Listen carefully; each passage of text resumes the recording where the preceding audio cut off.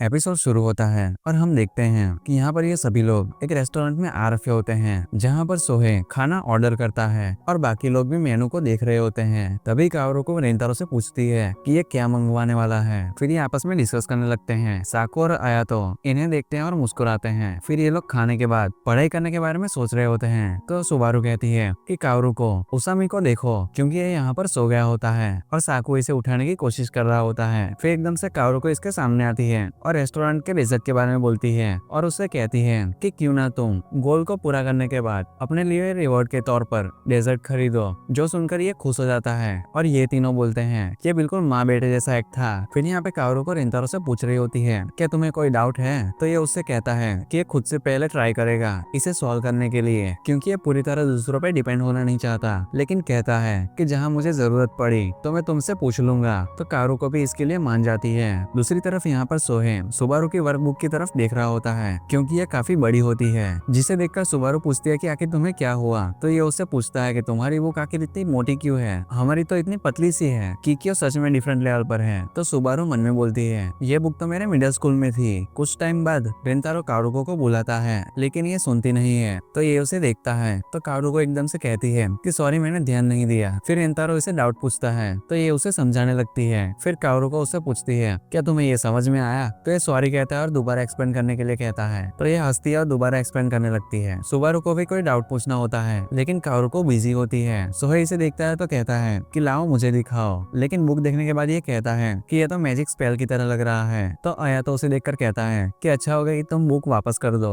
ये बुक इसे देता है और सॉरी कहता है। तो साकू कहता है कि कौन सा क्वेश्चन तुम्हें समझ नहीं आया। सुबारू फिर इसे बताती है तो ये उसे सॉल्व करके दे देता है, जो देखकर ये हैरान होती है। और सोहे कह रहा होता है कि साकू ने किकियो का क्वेश्चन सॉल्व कर दिया, आखिर तुम चिदोरी में क्यों हो। आयातो को भी कोई भी आइडिया नहीं होता कि ये इतना स्मार्ट है। तो सुबारू कहती है कि तुमने ये इतनी आसानी से कैसे कर दिया। तो साकू कहता है कि इसे तुम्हारा क्या मतलब है, इसे सॉल्व करने का सिर्फ एक ही तो तरीका है। तो आयातो कहता है कि मैंने कभी पहले ऐसा नहीं कहा, लेकिन साकू तुम चीजें एक्सप्लेन करने में काफी बेकार हो। ये थोड़ा सा शॉक हो जाता है और फिर रेंतारो से कहता है कि ये बिल्कुल भी सच नहीं है ना। तो ये रेंतारो कहता है कि मुझे लगता है कि हम इडियट्स हैं। तो सोहे कहता है कि मुझे भी कभी कभी तुम्हारी बातें समझ नहीं आती, लेकिन कोई भी बात नहीं। फिर एकदम से साकू होसिना से बुक मांगता है और कहता है कि मैं इसका सॉल्यूशन एक्सप्लेन करने वाला हूँ, तो तुम दोनों एकदम ध्यान से सुनना। इसके समझाने के बाद भी इन दोनों को कुछ भी समझ नहीं आ रहा होता। तो सब लोग फिर से इसे मनाने की कोशिश कर रहे होते हैं, लेकिन ये कहता है कि मैं घर जा रहा हूँ। तो सोहे कहता है कि रुको साकू, तुम्हें स्वीट चीजें पसंद है ना, चलो डेजर्ट लेके आते हैं। तो काओरू को कहती है कि हाँ ये लो मेन्यू। फिर हमें अगला सीन दिखाया जाता है जहाँ पर इनके एग्जाम रिजल्ट आ गए होते हैं। सोहे यहाँ पर खुश होकर कह रहा होता है कि हम लगातार 2 बार फेल नहीं हुए।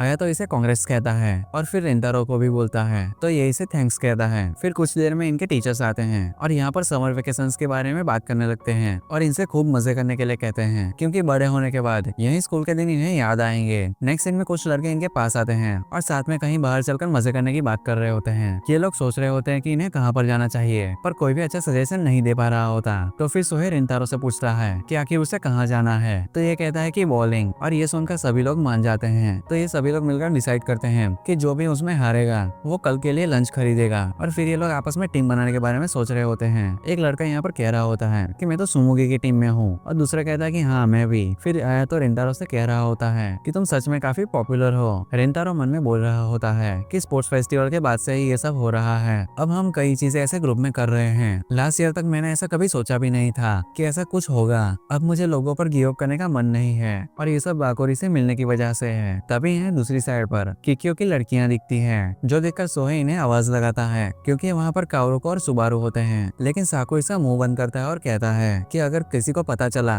कि हम एक दूसरे को जानते हैं तो उनके लिए प्रॉब्लम क्रिएट हो सकती है। ये लड़के काओरू को देखकर बोल रहे होते हैं ये तो उस दिन स्कूल के बाहर वेट कर रही थी ना, और फिर आपस में बातें करने लगते हैं। रेंतारो काओरू की तरफ ही देख रहा होता है। सोहे इसे आवाज लगाता है लेकिन ये सुनता नहीं। फिर ये दोबारा से बोलता है तो रेंतारो एकदम से कहता है कि आखिर क्या हुआ। तो ये बोलता है कि आखिर तुम ऐसे कितनी देर तक खोए रहोगे, सब जाने लग गए हैं, जल्दी चलो। रेंतारो उसे सॉरी कहता है तो सोहे बोलता है कि तुम बागोरी को डेट कर रहे हो। ये सुनकर साकू और आयातो हैरान होते हैं और रेंतारो भी घबराते हुए कह रहा होता है नहीं बिल्कुल भी नहीं, ये बिल्कुल भी सच नहीं है। तो सोहे बोलता है लेकिन तुम उसे पसंद करते हो ना। रेंतारो कहता है लेकिन मैंने कभी ऐसा तो नहीं कहा। तो ये कहता है कि ये इतना ऑब्वियस था कि मेरे जैसा इंसान भी इसे देखकर बता सकता है। उन दोनों ने भी ये शायद नोटिस कर ही लिया होगा। जो सुनकर रेंतारो का फेस पूरा लाल हो जाता है और ये नीचे बैठ जाता है और ये दोनों यहाँ पर आपस में बात कर रहे होते हैं कि सोहे को रेंतारो को अकेले में छोड़ देना चाहिए और फिर इन्हें जल्दी आने के लिए कहते हैं। सोहे फिर रेंतारो से कहता है कि अगर तुम्हें कोई हेल्प चाहिए तो मुझे बता देना, मैं सरप्राइज प्लान करने में काफी अच्छा हूँ। लेकिन तभी यहाँ पर ये दोनों यहाँ पर आ जाते हैं और इसे ले जाते हुए कह रहे होते हैं तुम रेंतारो जैसे ही ऑब्वियस चीजें कर रहे हो। फिर अयातो रेंतारो से कहता है कि तुम चिंता मत करो, हम किसी को नहीं बताएंगे। तो रेंतारो मन में बोलता है इन लोगों को पहले से ही पता था, कहीं वागोरी को भी नहीं पता चल गया होगा। फिर अगले सीन में ये लोग बॉलिंग कर रहे होते हैं तो यहाँ पर सोहे काफी अच्छा स्कोर करता है और अब साकू की बारी होती है, जिसपे यहाँ पर इसके टीममेट सोच रहे होते हैं कि ये बॉलिंग में कुछ अच्छा नहीं होगा, लेकिन ये स्ट्राइक मार देता है। तो ये बोलते हैं कि तुम हमें गुस्सा ले जा रहे हो, हर चीज में तुम इतने परफेक्ट हो। तो साकू कहता है कि हम सब एक ही टीम में तो हैं। तो सोहे बोलता है लेकिन साकू वीडियो गेम्स में बेकार है। तो ये लोग नेक्स्ट टाइम इसके साथ मैच के लिए कहते हैं। अब रेंतारो की बारी होती है, जहाँ पर इसकी टीम सोच रही होती है कि रेंतारो काफी अच्छा स्कोर करेगा, लेकिन ये काफी बेकार खेलता है। तो सभी लोग कहते हैं कि क्लमजी सुमोगी वापस आ गया। तो रेंतारो कहता है कि सॉरी मैं ड्रिंक लेने के लिए जा रहा हूँ। यहाँ पर आकर रेंतारो सोच रहा होता है कि उसकी वजह से टीम हार रही है, लेकिन ये कहता है कि सभी को आखिर ऐसा क्यों लग रहा है कि मैं और वागुरी डेट कर रहे हैं। वैसे डेट का मतलब आखिर होता क्या है, मैंने कभी इस बारे में सोचा नहीं, लेकिन मुझे कोई भी दिक्कत नहीं जब तक मुझे वागुरी की स्माइल देखने के लिए मिले। तभी यहाँ पर अयातो आता है तो रेंतारो गेम में बेकार परफॉर्मेंस के लिए माफी मांगता है। तो ये कहता है कि कोई भी बात नहीं, वैसे ये सब उसामी की उस बात के वजह से हो रहा है ना, जो सुनकर रेंतारो खांसने लगता है। तो अयातो कहता है कि मैं श्योर हूँ कि ओसामी ने वो बात ऐसे कैजुअली कही होगी, तो तुम्हें ऐसे चिंता करने की कोई भी जरूरत नहीं। फिर रेंतारो अयातो से पूछता है कि आखिर डेट करने का मतलब क्या होता है।